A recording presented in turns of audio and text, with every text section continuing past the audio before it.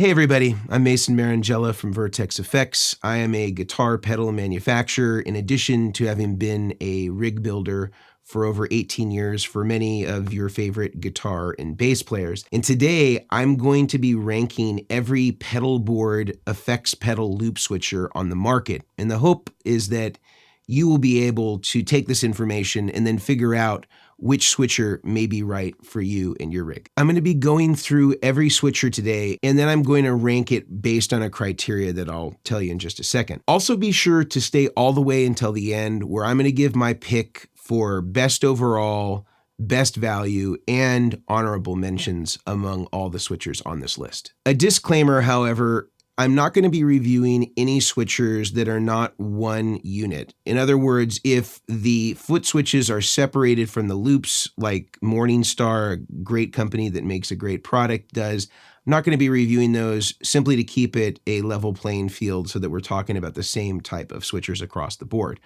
Also, I'm only going to review devices that have 5 loops for 5 pedals or more.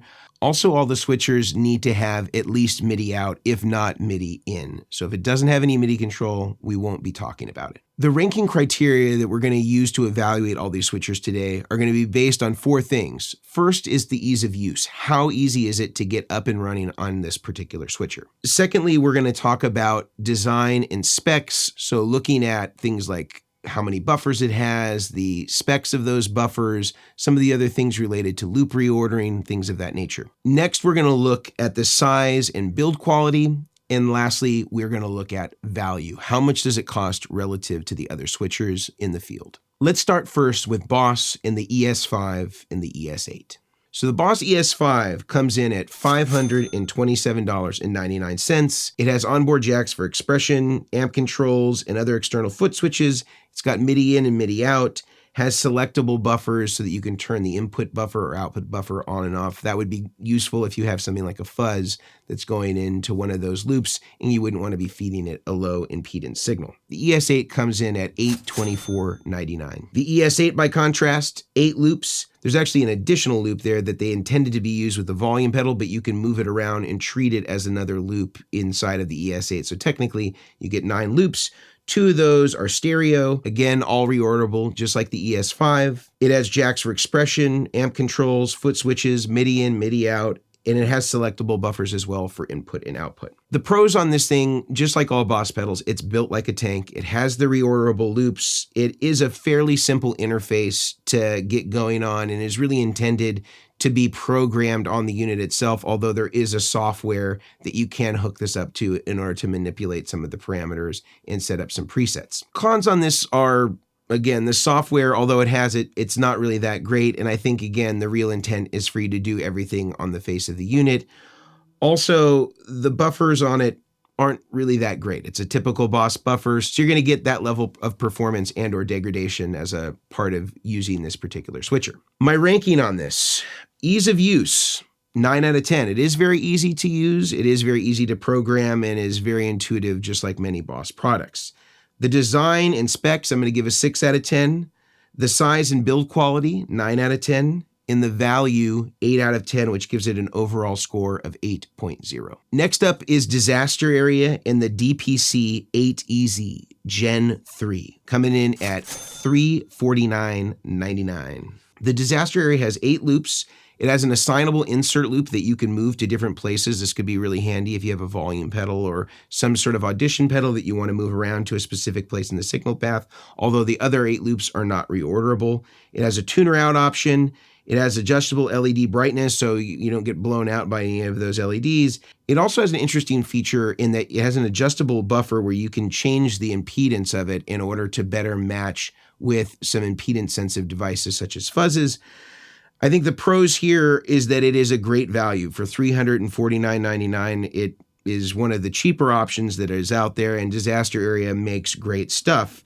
It's in a robust kind of Hammond-style enclosure. It seems like it's a very simple plug and play, and I think that movable insert thing is really handy. If you have a boost pedal that you might want to run pre or post, you have the ability to move that around, or a volume pedal, or if you're using some sort of amp with an effects loop and you need to be able to use that insert as a way to get in and out of the preamp. I think the cons are that it's probably one of the most limited of any of the options that we're going to talk about today. The buffer adjustment thing, while cool, I think generally that never really sounds the same. If you're used to a vintage fuzz or a vintage treble booster, you're never going to get the performance out of those that you'd be used to, no matter what sort of compensation that you're using in terms of a variable impedance buffer. So although it's a cool thing, I don't know that I would think it would restore everything about those impedance sensitive pedals that I love. Ranking on this: ease of use, 8 out of 10. Design and specs, 7 out of 10. Size and build quality, 8 out of 10.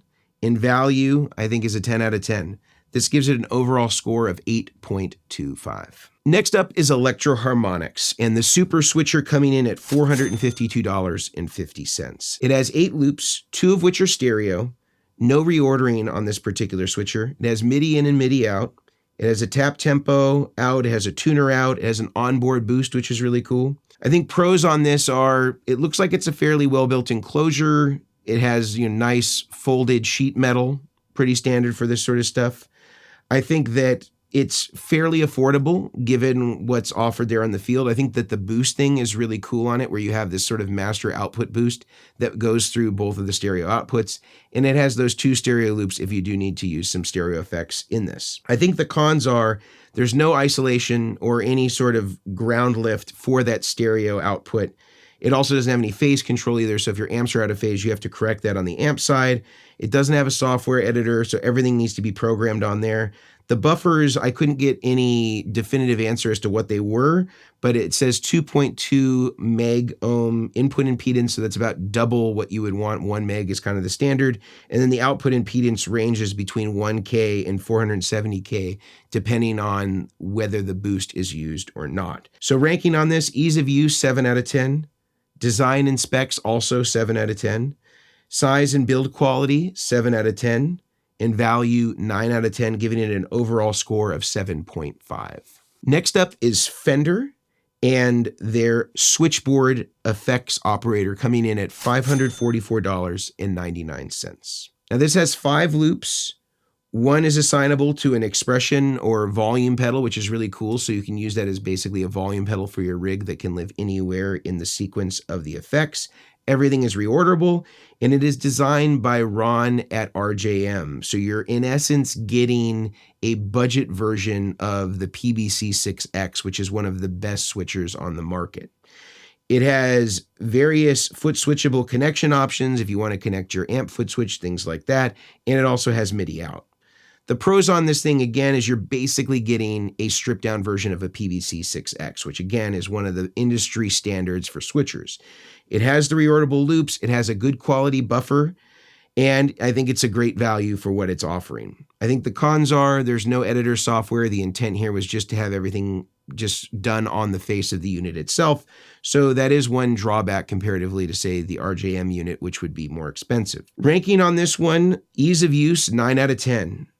Design and specs, 8 out of 10. Size and build quality, 8 out of 10.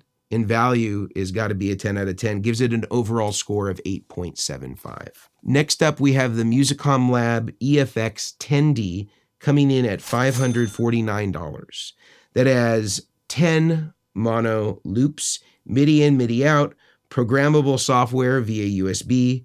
One of the 2 inputs are TRS selectable. It's got a nice graphic display. Loops 5 through 10 are capable of stereo or mono, depending on whether you use an insert cable to split those loops out. You also have stereo output, a tuner output, and everything on this thing is reorderable, and the buffers are absolutely fantastic. Also from Musicom Lab, you have the EFX MK6 coming in at $749. This has 12 loops, 11 of which are mono, and 1 of which is mono in and stereo out. It has 3 buffers. 1 is for the input, 1 is for the outputs, and then you also have 1 on loop 6, which is designed, I think, to feed a volume pedal at a low impedance if you decide to use a volume pedal in one of those loops.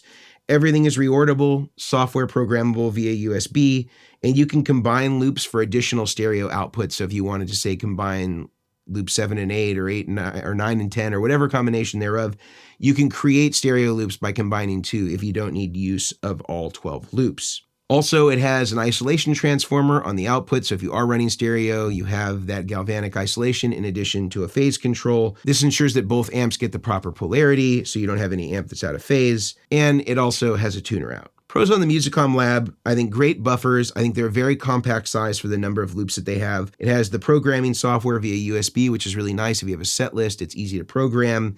And I think it has a nice display size that is fairly intuitive. I think the cons on this are anytime that you're using insert cables, it's just increasing the footprint of the pedal board because those particular plugs tend to take up a little bit more room. And even if they are right angle or sort of flat pancake style, you have to accommodate for a lot of extra cabling, and that sometimes can take up a little bit more room or make it inconvenient. This is especially true if you have to rely on over-the-counter products in order to get those insert cables and you're not able to custom make or afford to buy a custom-made cable that can help lower that profile slightly. Another thing is I think that the software does take a little bit of time to learn. As it is with a lot of these that have software equipped, it is a learning curve just to figure out how to use them, but once you get into the swing of it, it's fairly easy to be programming on an ongoing basis. Ranking on this one, ease of use, 8 out of 10. Design and specs, 9.5 out of 10. Size and build quality, 9 out of 10. And value, 10 out of 10. That gives it an overall score of 9.13. Next up is the Voodoo Lab PX8 coming in at $399.99. This has 8 loops. It has 1 insert loop so that you can use that to either have an audition pedal in there or you could use it to break into an effects loop if you have an amplifier that has one and have some effects come after the preamp and some effects come before the preamp. It has MIDI in and MIDI out. It's fairly simple, but I think the pros on this one is you've got a great brand reputation, and Voodoo Lab was one of the earliest brands that was doing any sort of switchers for racks. Their ground control is pretty legendary and is still used by many touring bands, so you've got kind of that legacy behind some of the decisions here and some of the simplicity of the unit. I also think that insert loop is really handy, especially again if you have an amp that has an effects loop and you want some effects pre the preamp and then some post the preamp going in to the power amp. You have the ability to facilitate it. However, on the con side, there's no software, there's no programming. It's got a fairly small display where you can just have, one digit there. It looks like it only has an output buffer from what I understand from using it and seeing some of the specs listed. So input buffer, it doesn't exist. They're relying on you to have to do that before going into it. And that may just be a safeguard so that you're able to run high impedance stuff, that is impedance sensitive, like a fuzz or treble boosters or things like that, and not have to worry about it. And then they're just saying you provide your own buffer in that case. I'm not sure, but that's just a guess that I'm making. Ranking on this, ease of use, 8 out of 10. Design and specs, 7 out of 10. Size and build quality, 8 out of 10. And value, 9 out of 10. And that gives us an overall score of 8.0. Next up, we have the One Control OC10W coming in at $1,049.99. This has 10 loops. It features a BJF buffer, that's Bjorn Yule for those of you who are not familiar, input and output buffer. It is mono only, has MIDI in, has MIDI out, has multiple patch points, 7 series loops, 3 patchable, 4 multifunction switches. It has Bluetooth, which is part of their editor system, and has function for amp control in addition to having a tuner out. Now, this one, as far as pros, I think it's really cool. They have the flexibility to patch in things. You can, in fact, even patch in the input buffer. I think the output buffer is always active on it. This is just really cool if you have a couple loops that have impedance sensitive devices like fuzzes or treble boosters again, and then you want to bring in the buffer after that. You have the ability to be able to do that, which I think is really handy. I also think that it's fairly compact for the number of loops that it has, especially in the depth. That can be a real asset on certain pedal boards. I think the cons are that there isn't any computer software. I think for something that has this many loops, in some of these complexities, it's a little bit easier to be able to program in that fashion and not have to do it all on the face of the unit or in the phone via Bluetooth. And it looks like some of the things that they're showing on their website as far as the Bluetooth system, although I've used these switchers before, the Bluetooth thing seemed like it wasn't maybe fully completed at the time that I was using it, and I'm not sure if it's been upgraded since that point. So I think that there is still some reliance on needing to actually program from the unit itself. And so I think that that's a little bit tricky. There's also no specs on what the buffers are, so I don't know what the input or output impedance is. That's not featured in the manuals that I was able to get access to. So that's a little bit of a question mark for me. So ranking on this one, ease of use, 7 out of 10. Design and specs, also 7 out of 10. Size and build quality, 8 out of 10. In value, 7 out of 10. Overall ranking of 7.25. Next up is RJM and the PBC6X coming in at $899.99. This has 7 loops, 6 regular loops, and then the 7th is an insert that can be moved around wherever you need it to be. It has a built-in tuner, so that's just one less pedal that you need on your pedal board. It has a nice large display, and you can convert 3 of the loops on there to full stereo via insert cable. It's got MIDI out. Everything is reorderable. You have 2 control functions, and it's all programmable via software, via the USB cable that's provided. There's also the PBC-10. This is coming in at $1,249. This has 10 loops. You have 2 patch points. So it goes 4 loops, then you have a patch point where you can insert something or break out to your amp effects loop. Then you have another 2 loops, and then you have another patch point where you could also do the same, have an audition loop, or again, patch out to an effects loop and an amplifier. It's a very, very handy thing to have. And of course, these normal if you don't use them. So you don't have to use those patch points if you just wire everything in series. It remains in series and you don't have to actually close the loop with any sort of bridge cable. 4 of those loops, the last 4, are stereo compatible via insert cable. It has 3 high quality buffers, and again, some of the best buffers in the business right there with RJM. It has stereo outputs and has an isolation transformer with a polarity control on one of the outputs, so you can make sure both amps are in phase and you don't have any grounding issues. It also has a built-in tuner, so one less pedal you need on your board. It's all software programmable via USB, so you can connect that right to your computer. Super easy to set up your set list and all that sort of stuff. It has MIDI in, MIDI out. You can do jacks for expression. You can do foot switch controls for amplifiers. All that stuff is all baked in. Pros on the RJM stuff, I think it's probably the best software that exists as far as switchers are concerned. If you are playing live, this is the gold standard for touring bands. Pretty much every touring band in America is using RJM products, whether it is the PBC-10, 6X, or using the rack mount versions to do everything that they need as far as their set is concerned, in addition to using their floor controllers. I think the reorderable loops are incredible on the PBC-6X. I think having the built-in tuner is a super handy thing, and as far as customer service, these guys are the gold standard as far as the industry is concerned.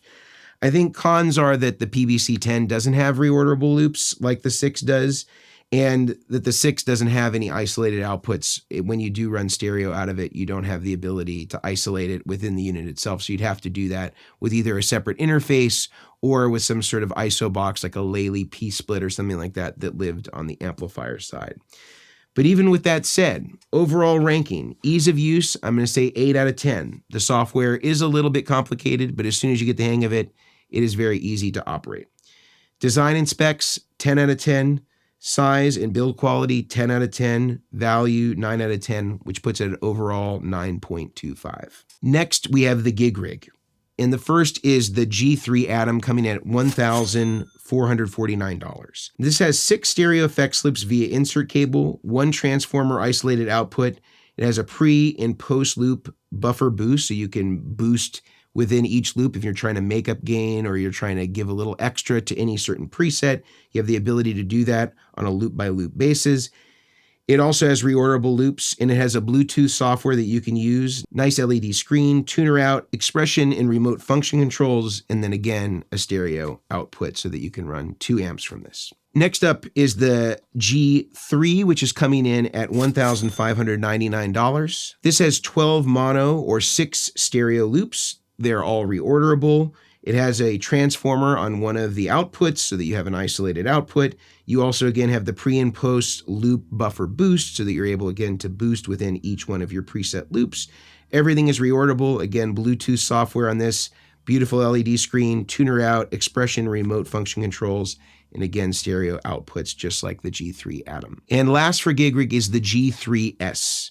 And that's coming in at $1,899. And this is ostensibly the same as the G3, except you have the bonus of having what they're called scribble strips. In essence, these are individual LED screens that are associated with each one of the foot switches. So you can name them so that you know what you're going for whenever you're going for a foot switch, and you can see clearly whatever you want it is to say. Instead of using a piece of tape or label maker in order to identify what each foot switch does, you actually have that digitally represented next to the foot switch, which is a really cool option. Pros on the TheGigRig is that they have some really, really cool features that you don't see in similar units, especially with the scribble strips thing. That's a really, really handy tool to have to know exactly what foot switch is doing what. You don't need to worry about using label makers or any of that stuff to ID what foot switches are doing. I think the reorderable loops thing is always handy to have. I think also that all the units have stereo capabilities is also a really cool asset. Cons on this, I think that the software is definitely not up to par given its cost. I think RJM is certainly the best at being able to figure out the software thing. And just by way of the fact that you can take the RJM, whatever software you've got on your unit, you can upload it to a USB or upload it to your computer. You can send it to RJM and say, hey, I have a problem with this thing. They can edit it and send it back to you with a fix. That's something that's pretty unbelievable. There isn't an equivalency that I'm aware of that exists through TheGigRig. I think that the Bluetooth software is maybe incomplete in comparison to what we would see from RJM, and I think that is one place where they could look to improve. I think that they're still pretty much counting on you doing the majority of your programming on the face of the unit itself. And not that that's a problem. It's a fairly simple unit to use comparatively to the rest of them. And I think that that was one of the emphasis that they had in terms of the build and the design of it, is to make it super simple in that way. But I think for people that are touring and have really complicated set lists and need a program based on a set list, this is not the right unit for that. It's a little bit more simplified for somebody who maybe is getting into MIDI, but is really more reliant on using stomp box pedals and want to make that programmable and want to have a nice, simple interface in order to facilitate that. I think that's where the TheGigRig really excels. Ranking on this one. Ease of use, I think it's one of the easier ones to use, 10 out of 10. Design and specs, 9 out of 10. Size and build quality, 9 out of 10. And value, 8 out of 10. Overall ranking, 9.0. So those were the rankings for the switchers according to the criteria that I laid out in the introduction. But now I want to talk about the best switcher in my opinion, honorable mentions, and best value. So it may go without saying that I think RJM is certainly the best switcher out there. And it's not that any one of these couldn't work for somebody, but I think if we're going to go to the trouble of getting a switcher, we want to make it programmable, we want to have all the options available, we want to have good customer service, we want to have a bulletproof unit, and we want to be able to program our set list and be able to make the most use out of the functions of a switcher. RJM, I think, is the best. I think that they're the best in terms of the quality of the products. I think they have the best buffers. I think although they lack comparatively to somebody like the TheGigRig in terms of having the reorderable loops with some of those larger size 10 to 12 loop switchers, I think what they lack in that they make up for in the fact that if you have any issue whatsoever with setting the programming, you can literally take that file, send it to RJM, they can analyze that, send it back to you, and you can upload it right to your unit either via USB or with a thumb drive. And that is something that is incredibly handy. And the customer service response time from RJM, not just for people like me that are building rigs professionally, but anybody, is typically less than 24 hours, and certainly on a business day, even less than that. So they are very responsive to their customers, they make a great product, and I think that this is why you see it so ubiquitous in the marketplace. Best value is certainly Musicom Lab. I think that they offer a lot of the same things that RJM does at a fraction of the price, and where it's slightly more difficult to program, I would say, it makes up for that in its value and having also really great buffers, lots of options, expandability, and again, very compact at having that many loops and packing it into such a compact enclosure. Honorable mention is the Fender switchboard. I think that that could also be a contender in best value as well. It's basically like getting an RJM PBC6X. However, it's a little bit more stripped down. And for somebody that's getting into doing programmable pedal boards and wants to have a switcher and you only need 6 loops or so, this could be a really easy one to get into. It's got a lot of the features of the PBC6X and an easy thing to upgrade up to the PB6X from once you kind of get your sea legs using these programmable loop switchers. So that was my ranking of all of the programmable pedal loop switchers. I hope that you found it insightful and useful if you're searching for a switcher right now and you're trying to figure out which one might be the perfect fit for your rig. Now, this wasn't a sponsored video, but I am going to put links to all the different switchers that we talked about in the description below. And if you decide to buy based on one of those links, I will get a small commission. And if you want to support the channel further, there are many ways you can do it. Firstly, you can buy one of our guitar pedals. My company name is Vertex Effects, and most of the places that you find guitar pedals, whether that be on Amazon or Sweetwater or Reverb, all of our pedals are there, and you can easily find us by just typing in Vertex Effects and buying one of our pedals.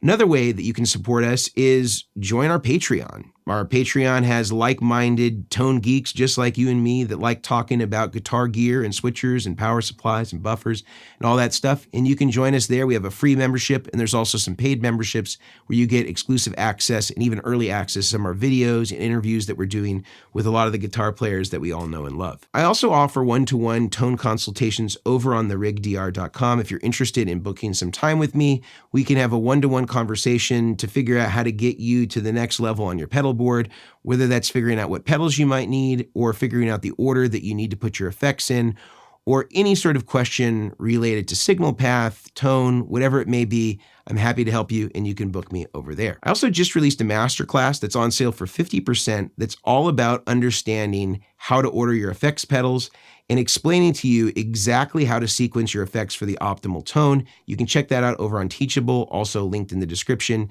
if you want to see more. Lastly, you might have noticed I have a pretty cool sweatshirt here, the Fuzz Face, that's maybe modeled after, I don't know, an outdoor gear company that you may be aware of. And if you're interested in some cool merch, we also have that linked in the description. You might even be able to see it right underneath the screen here. If you want to check out some cool little pieces of merch, I think you'll find there might be something in there that you dig, and is a little play on words or a little spin on something that might be familiar, but also a little bit different. So feel free to check that out as well. Until next time, I'm Marangella from Vertex Effects, and we'll see you later.